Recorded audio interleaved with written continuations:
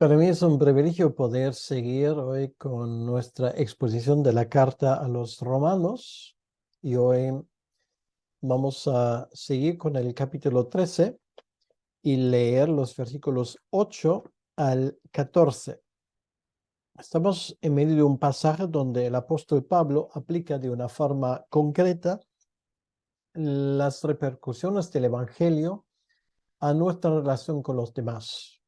Por ejemplo, aquellos que estaban dentro y fuera de la iglesia. La última vez hablamos de nuestras relaciones con las autoridades, em, y por esto em, puse como título para este mensaje el siguiente: haz el bien y no mires a quién. Y esto es lo que tenemos en el resto de este capítulo 13. Y es la pregunta realmente: ¿cuál es el denominador básico que define mi relación con los demás? Que define mi relación con las demás personas. Em, Pablo, hablando del comportamiento entre cristianos, ahora llega al punto de preguntarse cuál es el principio que hay detrás. El principio es que a todo el mundo le debemos el amor y por lo tanto ese amor nos debería incitar a hacer el bien a todo el mundo, irrespectivamente cómo nos tratan a nosotros y irrespectivamente de su actitud frente a nosotros. Por lo tanto, me gustaría leer los versículos 8 al 14 de Romanos capítulo 13. Romanos 13, 8 al 14. Dice lo siguiente: no debáis a nadie nada, sino el amaros unos a otros, porque el que ama al prójimo ha cumplido la ley. Porque no adulterarás, no matarás, no hurtarás, no dirás falso testimonio, no codiciarás. Y cualquier otro mandamiento en esta sentencia se resume: amarás a tu prójimo como a ti mismo. El amor no hace mal al prójimo, así que el cumplimiento de la ley es el amor. Y esto, conociendo el tiempo, que es ya hora de levantarnos del sueño, porque ahora está más cerca de nosotros nuestra salvación que cuando creímos. La noche está avanzada y se acerca el día. Desechemos, pues, las obras de las tinieblas y vistámonos las armas de la luz. Andemos como de día, honestamente, no en glotonerías y borracheras, no en lujurias y lascivias, no en contiendas y envidia, sino vestíos del Señor Jesucristo y no proveáis para los deseos de la carne. Hasta aquí la palabra de Dios y vamos a hablar con nuestro Dios un momento. Señor, nuestro Dios, queremos darte las gracias en este momento por podernos acercar a ti. Y sabes que muchas veces nuestra vida está supeditada a nuestra incapacidad de mantener la paz con los demás. Señor, tú nos enseñas en tu palabra otra cosa.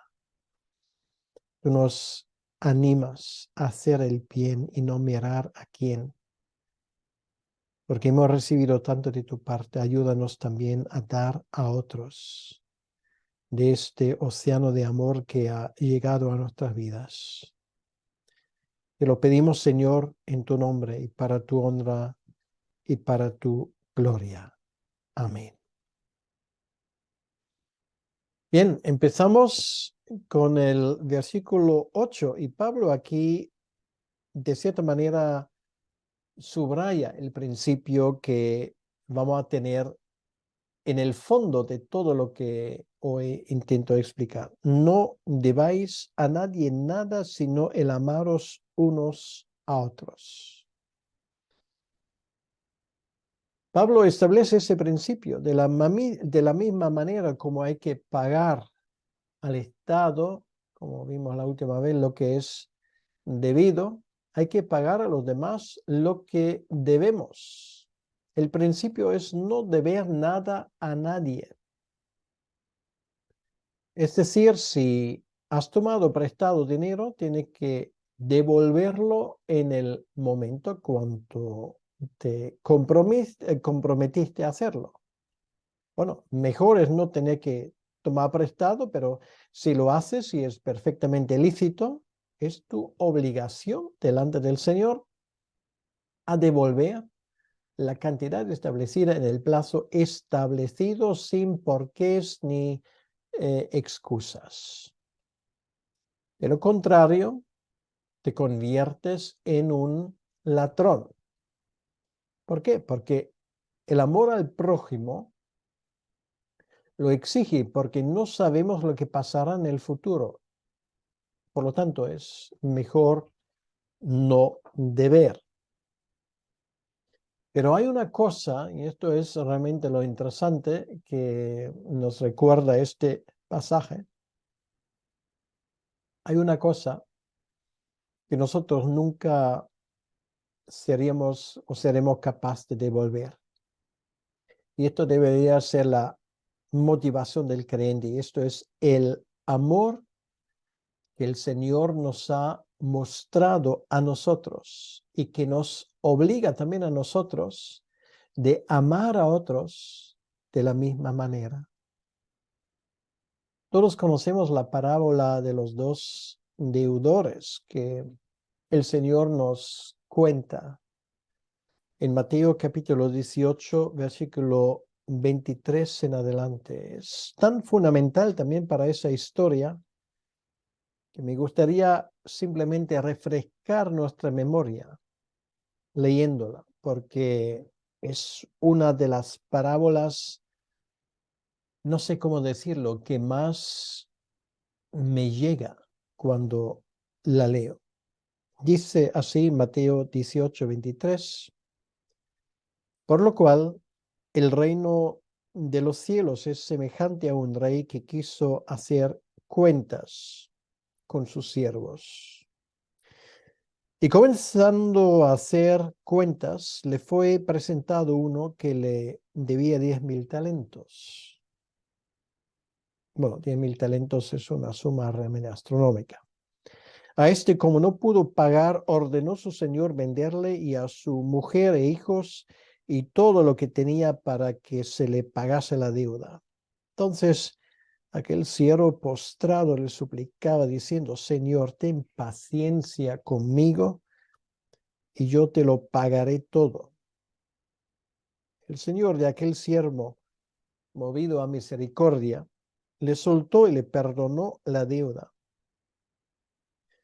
Pero cuando saliendo aquel siervo halló a uno de sus consiervos que le debía 100 denarios y haciendo de él le ahogaba diciendo, págame lo que me debes. Entonces su consiervo, postrándose a sus pies, le rogaba diciendo, ten paciencia conmigo y yo te lo pagaré todo. Mas él no quiso, sino fue y le echó en la cárcel hasta que pagase la deuda.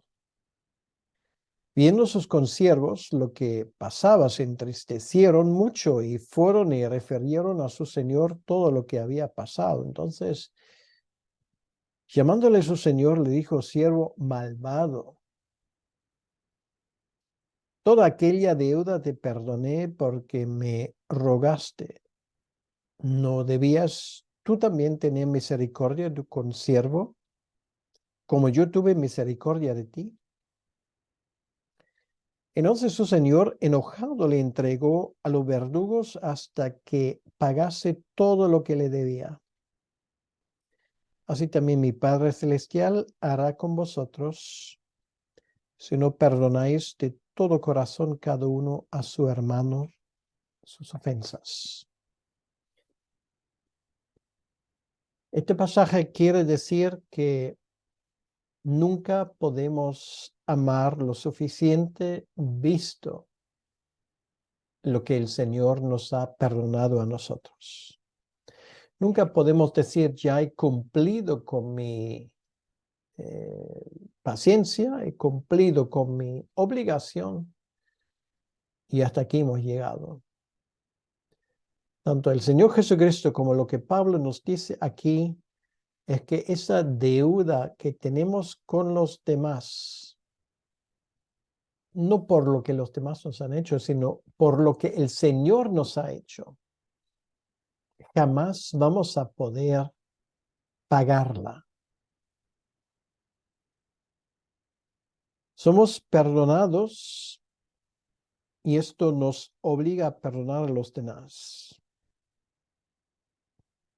Perdonamos, en otras palabras, porque hemos sido perdonados primero. Y queridos hermanos, si esto es la única y la principal razón, si hubiese falta solamente uno, aquí la tenemos, porque nunca vamos a llegar al final. ¿Hasta cuándo tengo que perdonar? Puesto ad infinitum. Esto es muy sabio, pues es sabiduría divina. Y esto es algo que a nosotros nos cuesta horrores realmente tomarlo en cuenta. Aquí Pablo dice que amar de esa forma es la voluntad del Señor, dice, porque el que ama al prójimo ha cumplido la ley. Y ahora vamos a hacer un pequeño excurso de cómo funciona la ley. Bueno, algunos que me han escuchado ya han escuchado de esto, pero no me canso de repetirlo una y otra vez porque esto es fundamental para que entendamos esta historia. ¿Qué es lo que Dios quiere de nosotros? ¿Cómo debemos de comportarnos nosotros? Lo que Dios quiere de nosotros es que nosotros reflejemos su carácter, su esencia, lo que Él es, la forma como Él se expresa y como Él trata con las personas. El punto de partida es Deuteronomio 6:4.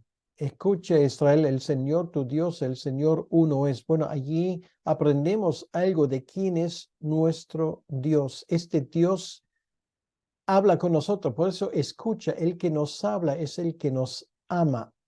Amar es comunicación. Esto es lo primero que aprendemos de nuestro Dios. Él rompe las barreras, Él trascende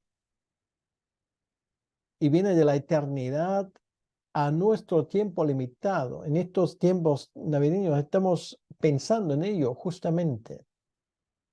Esto es nuestro Dios que se revela. Y la primera tabla de la ley que habla de Dios, que tenemos que solo adorarle a Él, que no tenemos que tener otros dioses, no hacer imágenes, etcétera, etcétera. Esto define nuestra relación con Él, porque Él es amor y por lo tanto nosotros tenemos que amarle sobre todas las cosas.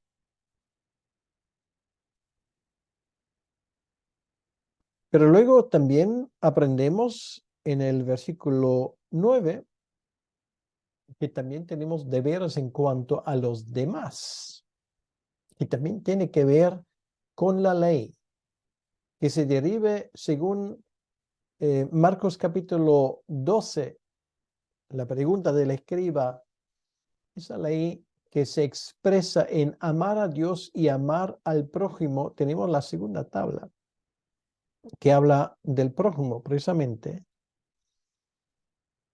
La segunda tabla no tiene nada que ver con sentimientos tampoco. Tiene que ver con cumplir mandamientos. Dios nos lo manda. Él nos manda de amar a los demás. No tiene nada que ver con yo hoy no me siento amar a mis enemigos. Mi querido hermano, mi querida hermana, esto no es cuestión de que sientas hacerlo, ni es cuestión de que pidas a Dios que te dé pues la capacidad de amarlo. Ama, punto. ¿Y qué es amar? Que es tu deseo de que la voluntad de Dios se cumpla en la vida de tu prójimo, que Dios sea glorificado en la vida de tu prójimo. Si de verdad amamos a nuestro prójimo, no violaremos ninguno de sus mandamientos que regulan nuestra relación con el prójimo. Si amamos, en otras palabras, a nuestro prójimo, no le haremos daño. Esto es algo muy básico que tenemos que aprender una y otra vez. Y por cierto, esta obligación no viene del Nuevo Testamento, no es una invención del Nuevo Testamento, esto viene del Antiguo Testamento, amar al prójimo como a mí mismo. ¿Dónde sale esto por primera vez? Pues sale en Levítico capítulo 19, en el versículo 18. Lo que de forma natural aplicamos a nosotros, debemos de aplicarlo a nuestro prójimo también. Amar a nuestro prójimo como a nosotros mismos. Esto tiene que ver con la segunda tabla de la ley. Y Pablo aquí se concentra en esto. Son 5 formas de practicar el amor concreto al prójimo y, por supuesto, esto incluye a nuestros hermanos. Haz el bien y no mires a quién. Y respectivamente, la forma como se comporten contigo, tú compórtate con ellos según las pautas que Dios manda. Esto marca la diferencia entre un amor benevolente al estilo humanista y un amor profundamente bíblico. Y empieza con el no adulterar, porque con el adulterio haces daño a tu cónyuge y por si acaso también a tus hijos. Solamente puedes perder con esto y otros van a perder contigo. Y aunque parece mentira, haces daño a la persona a la cual pretendes amar. Esto es realmente lo perverso de este 6º mandamiento. El resultado nunca es bendición, sino siempre maldición. Adulterio siempre es adulterio, aunque lo llamemos de otra manera. Y por cierto, no es el 6º, sino el 7º mandamiento. Podemos intentar justificarlo como tú quieras, pero la verdad queda que Dios no lo quiere. Punto. No hay que añadir nada más. Luego, Pablo aquí cambia el orden, pero realmente no importa, él no pretende seguir un orden exacto del Antiguo Testamento, el no matar. No matar, no solamente hablamos de lo físico, sino si leemos el Sermón del Monte, damos cuenta que también puedes matar la reputación de alguien llamándole de todo, insultar, decir cosas sobre ella que no son verídicas y que faltan a la verdad, aunque tú siempre vas a encontrar razones porque puedes faltar a la verdad. En el fondo sabe que es una mentira. Y esto de no matar, y nunca voy a dejar pasar la oportunidad de decirlo cuando el texto me obliga, también se aplica a aquellos que no han nacido. La barbarie del aborto legalizado por nuestros gobiernos democráticamente se arroga el derecho de quitar la vida a aquellos que son los más débiles de nuestra sociedad. Y lo digo una vez más y no deja de denunciarlo. Estos Herodes del siglo XXI, llamados gobiernos democráticos, caen en el mismo saco que este rey malvado que mató a inocentes niños. Ellos ya tenían su edad, los otros mucho peor todavía, ni siquiera habían nacido. Y nuestros estados les niegan el derecho de vivir. Es un escándalo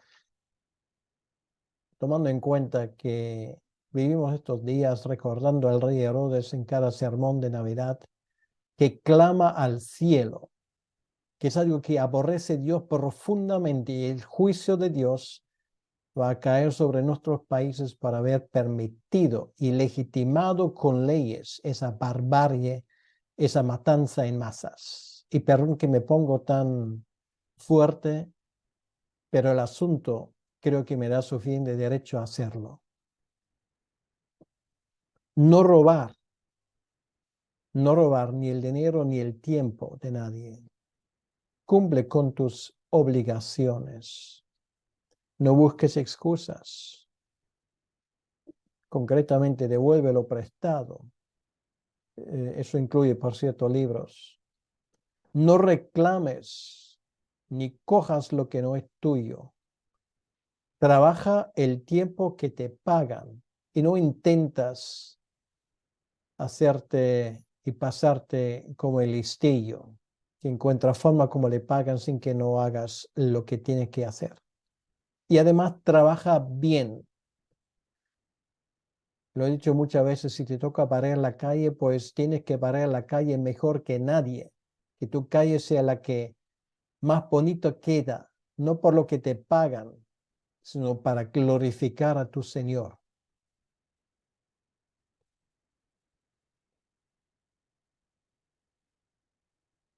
No mentir. O sea, tienes que decir la verdad. No exagerar, ni exagerar para la gloria de Dios, como se suele a veces decir en nuestros testimonios. No diga cosas que no son así. No pretendas cosas que no son así.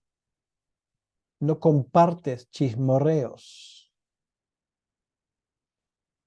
Una cosa curiosa, mi esposa y yo hace tiempo decidimos de no recibir chismorreos. Cortamos, solemos cortar a la gente. A veces si hace falta en medio de la frase para decir, mira, no me lo cuenta, no quiero saberlo. Y sabes una cosa muy curiosa, apenas nos llegan chismorreos, porque aquellos que les encanta contar chismorreos, pues se dedican a otras personas. Y te digo una cosa, uno vive bastante mejor así. Tiene una aplicación amplia con los nuevos medios sociales, Facebook y WhatsApp, Twitter. No compartas cosas que no son así solo porque parecen interesantes. Y esto incluye toda serie de lo que se llama leyendas urbanas. Sí, te pueden dar muchos likes. Lo que pasa es que si te empeñas antes de investigar si las cosas realmente son así, quitas un poco de culpa por propagar mentiras. Pero eso también implica que lo que sí que es verídico, tiene que decirlo, lo cual implicaría que también Facebook o Twitter o otros medios sociales te pueden bloquear. Pero di solamente lo que es cierto y lo que es verdad y lo que has comprobado. No codiciar es lo siguiente que menciona Pablo aquí. Eso habla de envidia. En el lenguaje moderno se llama el FUD o el FOMO. FOMO, Fear of Missing Out. El temor de perderte algo. Muy extendida esa enfermedad de nuestros días. Envidia. Porque si demuestras envidia hacia otros, lo único que demuestras es que no amas a tu prójimo. ¿Qué debes de hacer? Estate contento con lo que tienes. Punto. Un corazón contento es algo que te hace dormir bien, perdón, por la noche. En otras palabras, no sirve para nada si dices yo amo, si no te comportes de forma consiguiente con tus palabras, con tus hechos. Es decir, amor sin ley no es amor. El cumplimiento del mandato de amar al prójimo se demuestra si realmente lo tomas en serio y obedeces lo que Dios te dice aquí. No hay que aprender a amarse a sí mismo, pero sí tienes que aprender a amar al prójimo. Eso ya es un poco más complicado, pero lo vas a conseguir porque es un acto de voluntad. Y te digo una vez más, no hace falta que Dios te dé el amor por tu prójimo. Muéstrame una oración en ese sentido en la Escritura. Ama, es un imperativo.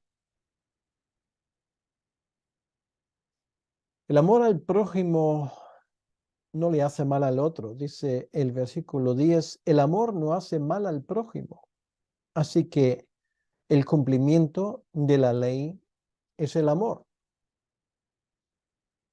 ¿No es sorprendente esto? Solo por no hacer ciertas cosas ya hacemos el bien.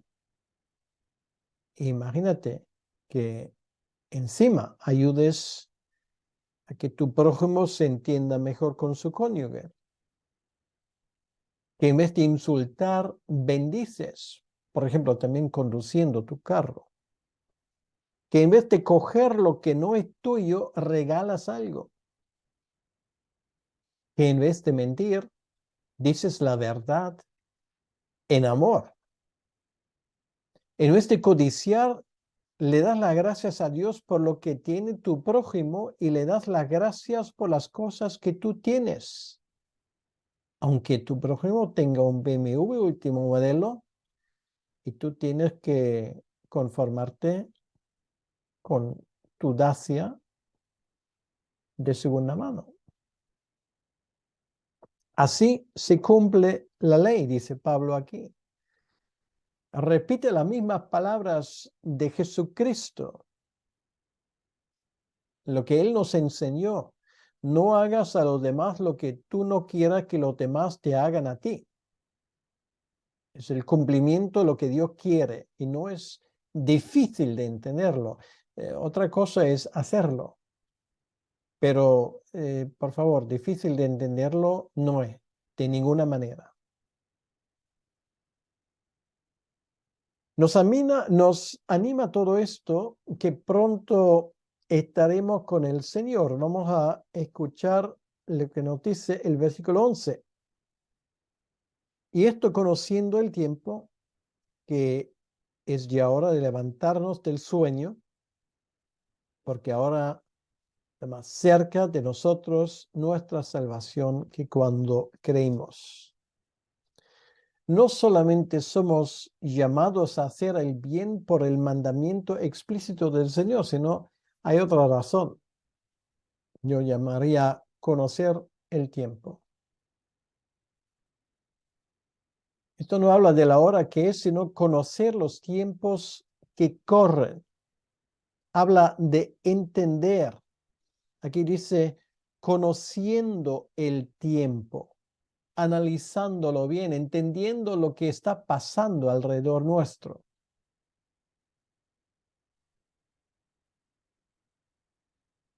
Esto habla de qué es nuestra vida, cómo entendemos las demás cosas. Esto habla de una cosmovisión cristiana.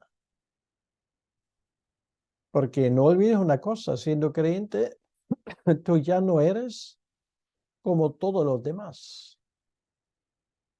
Y lo que el Señor te dice aquí es, despabila, despiértate, date cuenta cómo entender los tiempos que están corriendo. Porque si tenemos esta cosmovisión cristiana, solo cabe una consecuencia. Levántate, déjate de dormir. Es la manera como la gente vive a nuestro alrededor, apáticos, apagados, pendientes de la última cosa que sale en Netflix, porque en la televisión ya de todo modo ya no hay nada que vale la pena y no damos cuenta en Netflix tampoco. En muchos casos es simplemente una forma más cara de perder el tiempo. Si tú preguntas ahora a un español promedio, ¿cómo estás, Pepe? Te va a decir, ah, bueno, tirandillo. Vamos tirando. Es la respuesta normal y común. Realmente la inmensa mayoría vive de fin de semana en fin de semana. Lo que pasa entre semana parece tiempo perdido. Y también, infelizmente, es cierto que tampoco muchos cristianos han perdido esa costumbre de vivir de fin de semana en fin de semana. Escúchame, el creyente no va tirando, el creyente va empujado de parte de Dios. La gente sin Cristo sí vive en un mundo que no es real porque excluye a Dios. Tienen una cosmovisión limitada, no se enteran de las cosas que realmente están ocurriendo en ese mundo porque excluyen de antemano a esa dimensión que es la dimensión divina. Sin embargo, el cristiano aprecia todo el cuadro, debería hacerlo si realmente se despabila, si se despierta de su sueño profundo. Entonces, entiende el presente y conoce el futuro. Y este futuro es suyo. Este es el creyente. No es de aquellos que ahora pretenden que saben todas las cosas. No es de aquellos que ahora nos dicen lo que tenemos que hacer y ellos mismos no hacen y siguen sus propios consejos. No es de aquellos que dejan sistemáticamente de lado lo que Dios nos ha mandado para establecer sus propias leyes, sus propias cosmovisiones. No, no, no, no. Esa gente no tiene futuro. Y pueda que su carrera tan espléndida, con lo cual nos quieren impresionar, termine ni siquiera mañana, sino hoy mismo.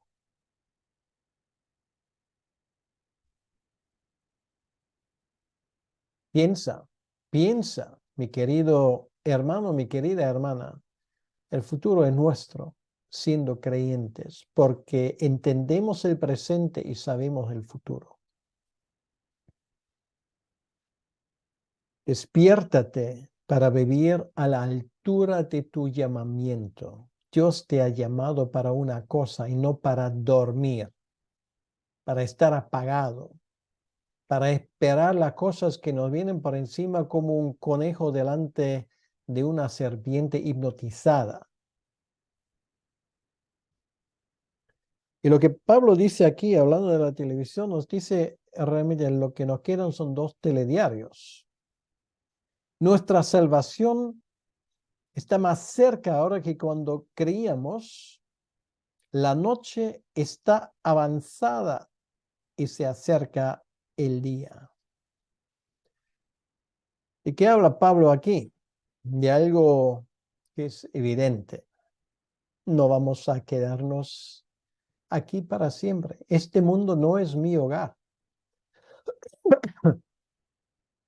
Y las riquezas de este mundo en algún momento las voy a dejar atrás. No me voy a llevar absolutamente nada, salvo las buenas obras de las cuales habla el libro de Apocalipsis. No para mi salvación, sino para fundamento de mi ministerio que se va a seguir desarrollando por toda la eternidad. No nos vamos a quedar aquí para siempre y nos queda cada día menos tiempo. Por lo tanto, la carrera en este mundo, el aplauso de la gente, ingresos suculentos, esto, si se me da, será bien recibido, pero no es mi prioridad. Mi vida no depende de ello, ni lo anhelo. Vivimos para este día, nuestra reunión con Él. Y cada día que tú te levantas, deberías preguntarte, ¿será hoy este día? ¿Será hoy el último día que yo voy a pasar en este lado de la realidad? ¿Vives consciente de que no te quedarás aquí por mucho tiempo más? Unas décadas, en el mejor de los casos. El que es consciente de esto ya no se dedicará a hacer cosas que son inútiles, que no sirven para nada y además que no le gustan a Dios.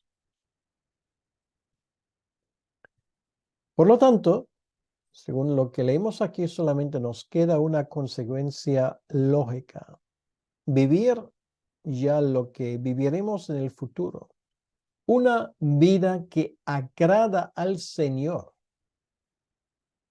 Por eso Pablo aquí dice, como consecuencia de que la noche está avanzada y se acerca el día, desechemos en consecuencia, pues, las obras de las tinieblas y vistámonos las armas de la luz. Andemos como de día, honestamente, no en glotonerías y borracheras, no en lujurías y lascivias, no en contiendas y envidia.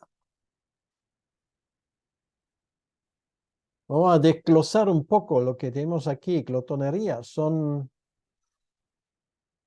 en el contexto histórico, fiestas nocturnas relacionadas con inmoralidad. Bueno, me imagino que tú no sueles participar en esto. ¿Anhelas a veces aquellos tiempos? Pues, según el apóstol Pablo, no es una prioridad mía. Borracheras, y esto no solamente habla de alcohol, tú puedes emborracharte con otras cosas, hasta con tus sueños. Es una forma de escapar de la realidad. Lujurías, una vez más, el mismo tema, son relaciones sexuales ilícitas. Ah, sí, tú sabes muy bien que esto también se da en el mundo cristiano. Pero no por eso la cosa está mejor, sino mucho peor. Mucho peor.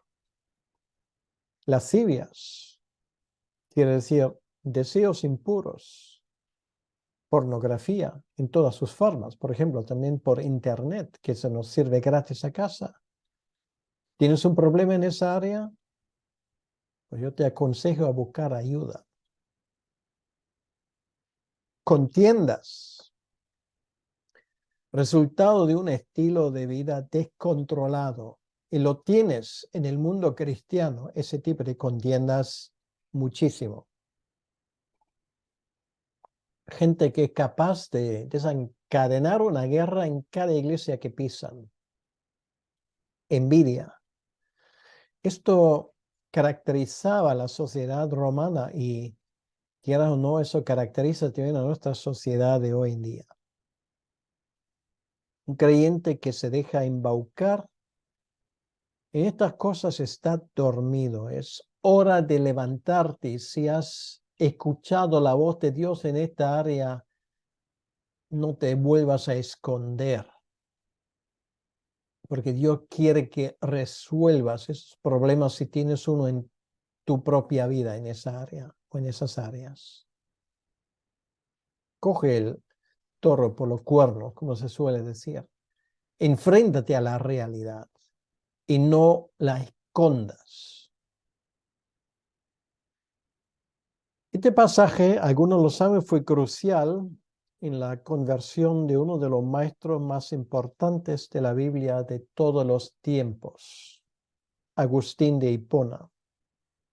Él nos lo cuenta en uno de sus libros más famosos de la literatura mundial, sus Confesiones. Voy a citar, y yo te recomiendo que leas este libro, Las Confesiones de Agustín de Hipona. Dice lo siguiente: mas yo, tirándome debajo de una higuera, no sé cómo solté la rienda a las lágrimas, brotando dos ríos de mis ojos, y aunque no con estas palabras, pero sí con el mismo sentido, te dije muchas cosas como estas.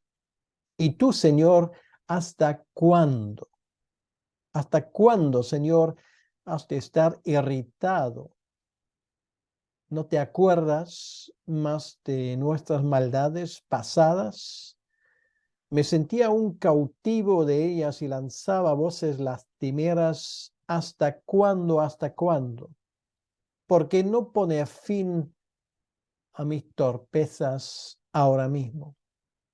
Decía estas cosas y lloraba con muy dolorosa contrición de mi corazón, pero he aquí que oigo de la casa vecina una voz como de niño o niña que decía cantando y repetía muchas veces, toma y lee, toma y lee.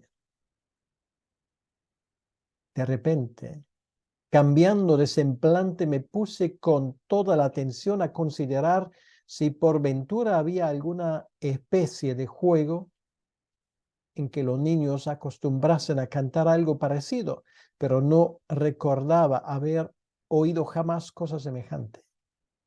Y así, reprimiendo el ímpetu de las lágrimas, levanté, interpretando eso como una orden divina de que abriese el códice y leyese el primer capítulo donde topase.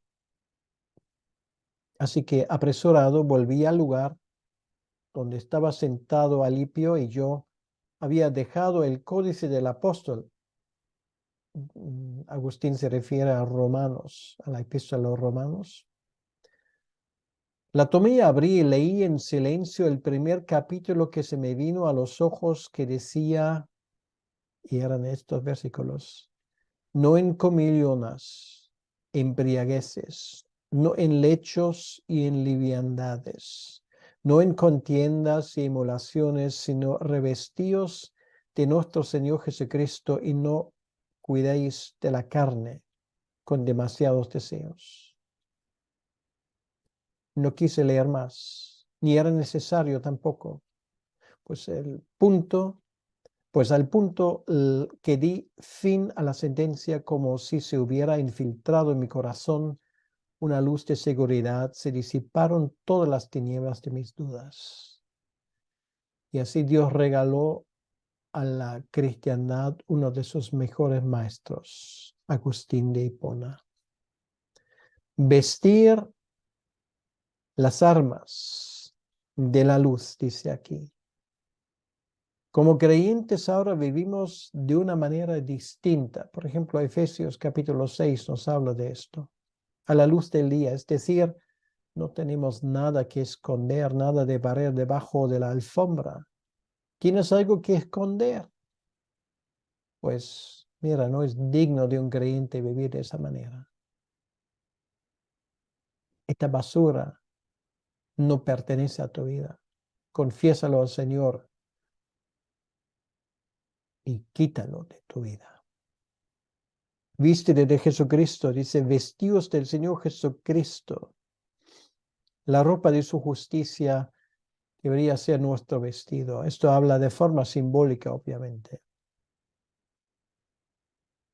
porque nuestros vestidos y nuestra forma de vivir deberían conocernos así, alabar a nuestro Padre en el cielo.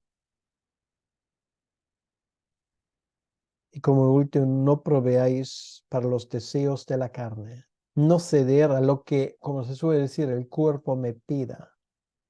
No convertirnos en esclavos de nuestros deseos. Esto es el arte de la vida cristiana. Esto es nuestro derecho y nuestro privilegio como hijos de Dios. Que nos conozcan así, como gente que desprende el olor fragante del amor divino de forma gratuita, extensa y abundante. Todos los días es una nueva oportunidad para hacerlo. A que te animes, yo espero que sí, de vivir de forma distinta, de ser un lucero del alba en estas tinieblas que aún han progresado bastante.